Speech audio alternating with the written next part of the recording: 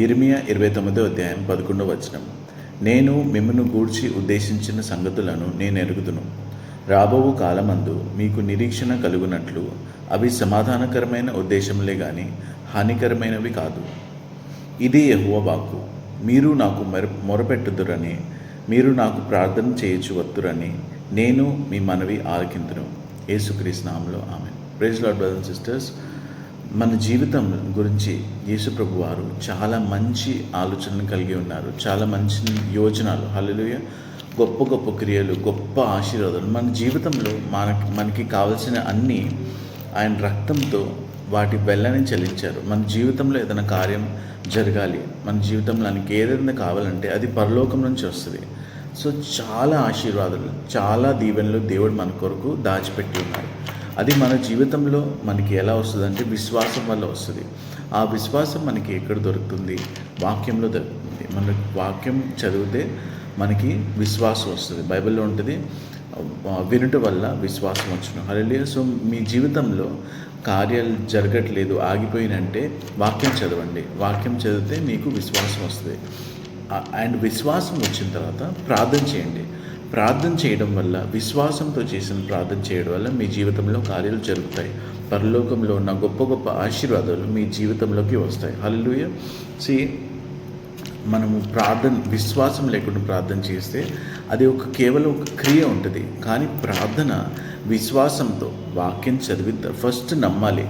దేవుడు నా గురించి మంచి ఆలోచనలు కలిగి ఉన్నారు, అది నమ్మాలి. నమ్మిన తర్వాత విశ్వాసం కోసం వాక్యం చదవాలి, విశ్వాసంతో ప్రార్థన చేయాలి. అలా చేస్తే మన జీవితంలో కార్యం జరుగుతాయి. విశ్వాసం లేకుండా ప్రార్థన చేస్తే అది కేవలం ఒక క్రియ అయింది. కానీ విశ్వాసంతో వాక్యం చదివి విశ్వాసంతో ప్రార్థన చేస్తే మన జీవితాన్ని మార్చే క్రియ అయింది.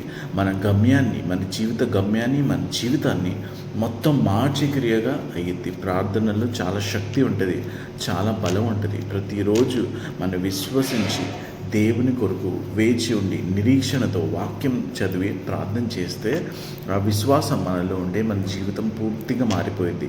ఎక్కడ కూడా ఏదైతే క్రియలు జీవితంలో ఆగిపోయినాయి వాటన్నీ దేవుడు చిగురించి మళ్ళీ ఆ కార్యాలని మొదలుపెట్టి మీ జీవితంలోకి తీసుకొస్తారు. హల్లెలూయా.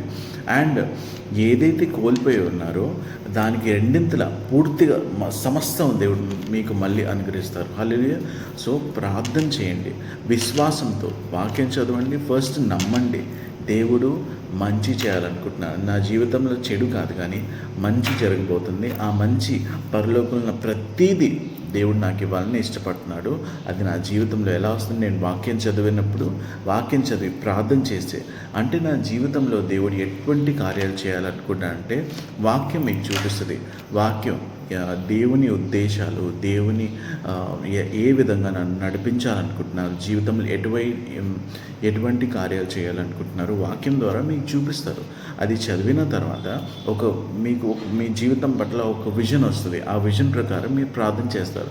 ఆ ప్రార్థన మీరు పలికింది దేవుడు మీ జీవితంలో అది తీసుకొస్తారు. హల్లెలూయా, ప్రైజ్ గాడ్. సో ఖచ్చితంగా ప్రార్థన చేయండి, విశ్వాసంతో ప్రార్థన చేయండి, వాక్యం చదవండి. యేసుక్రీస్తు నామములో మీ జీవితంలో ప్రతి కార్యం ఏది కూడా మీ జీవితంలో సైతాన్ కూడా మీ బంధువులు, మీ చుట్టాలు కూడా మీ జీవితంలో కార్యం జరగడానికి ఎవ్వరు కూడా దాన్ని ఆపలేరు. దేవుడు జరిపిస్తాడు. దేవుడు మొదలు చేసింది దేవుడు దాన్ని ఫినిష్ కూడా చేస్తారు. ఎవ్వరు కూడా మీ జీవితంలో మీ దీవెనల్ని, మీ ఆశీర్వాదాన్ని ఆపలేరు. ఖచ్చితంగా దాన్ని ఆపేది మీరే. చదవకుండా, ప్రార్థన చేయకుండా మీరు ప్రార్థన చేయండి, విశ్వాసంతో ప్రార్థన చేయండి, వాక్యం చదవండి. ఖచ్చితంగా దేవుని ఉద్దేశాలు, దేవుని వాగ్దానాలు, గొప్ప గొప్ప ఆశీర్వాదాలు మీ జీవితంలో వస్తాయి.